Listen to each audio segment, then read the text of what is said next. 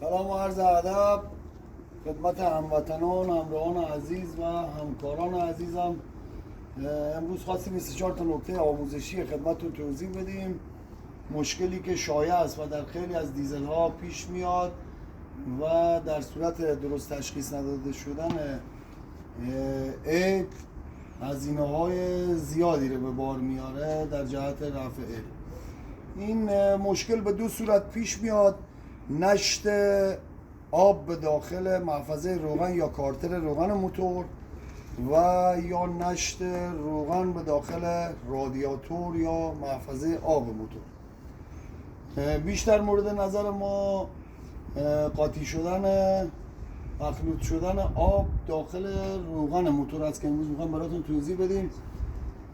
و دستگاه دیزل مورد نظر ما دیزل کاترپیلار 8 سیلندر D379 هستش که این مشکل الان براش پیش آمده و در این موارد رنگ روغن به صورت شیری در میاد. این رنگی که ملاحظه میکنید به صورت شیری در میاد.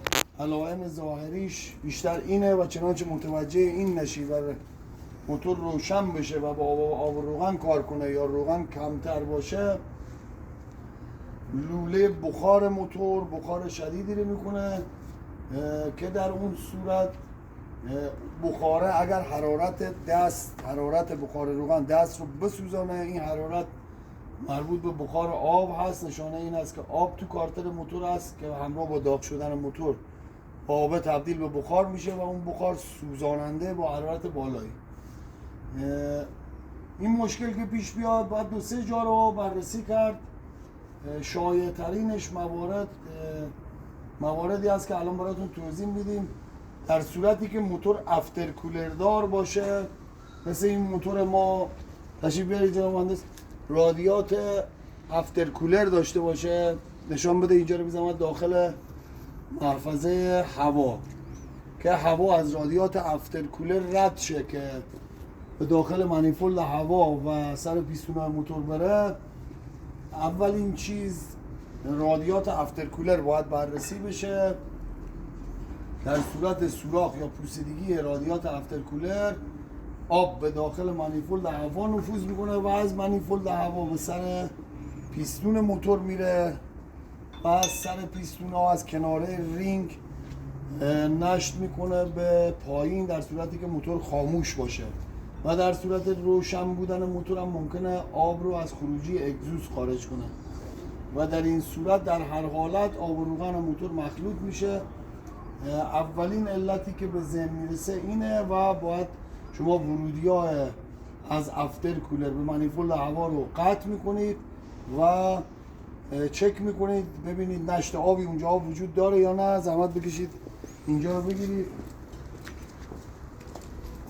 این موتور مورد نظر ما مشکل همین بوده که از این ناحیه افتر کولر و قسمت مانیفولد هوامون آب نشت کرده و کامل اینجا ما زنگ زدگی یا جلو مهندس و خیلی علائم ظاهری داره. مشخص است اینجا گچه های آب زده، قسمت پایین که آب بیشتر توش میمانه زنگ زدگی داره و آب از اینجا نفوذ کرده به خدمت شما عرض شود که سر پیستون و از اونجا هم به داخل کارتر روغن.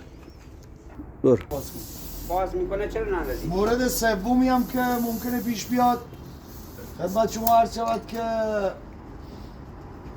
روغن سردکن دستگاه هست. ممکنه روغن سردکن دستگاه از مسیرهای آببندی سر و ته، اورینگ‌های آببندی، واشرهای آببندی به مشکل بخوره یا خود رادیاتور روغن بر اثر پوسیدگی و معمولا آب ناسالمی که توی موتور ریخته میشه سوراخ بشه و آب و روغن از تو مجراهای روغن سردکن با هم مخلوط بشه. در این صورت هم در زمانی که موتور خاموش باشه و فشار روغن توی روغن سردکن و مجراهای روغن نباشه، آب نشت میکنه به داخل مسیر روغن و به داخل محفظه کارتر میره. و مورد دیگه در دیزل هایی که واتر پمپ ها دنده ای هست، مثل موتور مورد نظر ما که واتر پمپ گردش و نیروی محرکه واترپمپ با تسمه نیست و با دنده به سینی جلو متصل میشه، ممکن است از کاسه نمد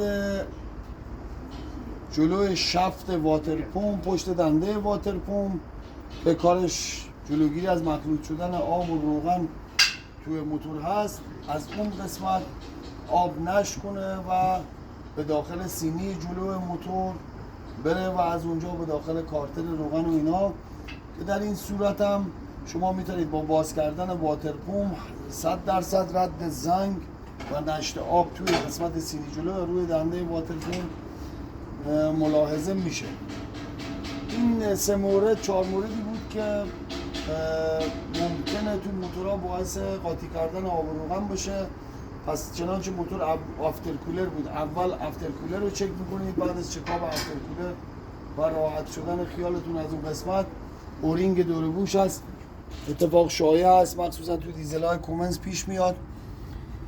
ممکن از اورینگ دور بوش شما آب نشت کرده باشه به داخل کارتل، روغن سردکن شما و پوسیدگی روغن سردکن باعثش میشه و گفتیم موتورهایی که گردش واترپمپ از طریق دنده هستش و داخل سینی جلو از طریق واترپمپ.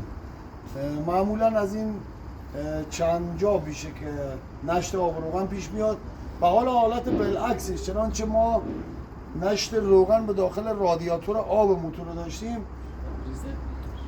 این در 2 مورد معمولا همچین اتفاقی میفته. باز شایع ترینش نشت روغن سردکنه. روغن سردکن توضیح دادیم به هر علتی، حالا پوسیدگی، فرسودگی، کارکرد زیاد، خراب شدن اورینگ یا واشرهای سر و ته ایرادی براش پیش بیاد، در صورتی که دیزل روشن باشه، چون 7 الی 8 بار، معمولا 5 الی 10 بار ممکنه فشار روغن اویل پمپ فشار روغن ایجاد میکنه در مجرای گردش روغن موتور. فشار روغن از فشار آب، گردش آب توی موتور خیلی بیشتره و در صورت روشن بودن موتور سریع و سر روغنای داخل کارتر از قسمت سردکن، چون فشار بیشتر هست، از روزنه ایجاد شده به داخل آب و کانال ها و به رادیاتور موتور انتقال داده میشه و این مورد بسیار هم خطرناکه. ظرفیت کل روغن موتور ممکنه ظرف 10 دقیقه خالی بشه بره داخل رادیاتور و موتور بدون روغن بمونه که باعث آسیب دیدن به میلنگ و سیلندر موتور و قسمت یاتاقانا و میلسوپاب و هر جا که نیاز به روغن کاری داره بشه و بسیار پیش آمده که از این ناحیه آسیب‌های شدیدی به موتور رسیده. و مورد دیگه که ممکنه آب، این موردی هست که دو طرفه، هم تو نشت آب به داخل محفظه روغن و روغن به داخل رادیاتور موتور پیش بیاد. ترکیدگی کانال روغن یا قسمت‌های از سیلندر هست که فشار روغن در اونها جاری است و حرکت داره، که این مشکل معمولا تو فصل‌های سرما پیش میاد با توجه به نداشتن ضد یخ داخل آب رادیاتورها و سرمای زیاد که باعث یخزدگی مجرای آب بشه. چنانچه پولک‌های موتور بیرون نزنه، روغن سردکن آسیب نبینه و جایی از سیلندر و کانال روغن موتور معمولا تو موتورهای مختلف شایع هستش و هر کدام از جایی که نازک‌تر هست میترکه. بسته به نازک بودن بدنه سیلندر یا کانال روغن از اونجا معمولا موتورها میترکه و اونم در صورت روشن کردن موتور سریع و سر از جای محل ترکیدگی آب با روغن موتور مخلوط میشه و روغن به داخل رادیاتور موتور نشت میکنه و همین هم مثل همون قسمت روغن سردکن باعث میشه که سریع و سر ظرف چندین دقیقه کل روغن موتور تخلیه بشه و موتور بدون روغن بمانه و آسیب‌های جدی از ناحیه میلنگ و اینا ببینه.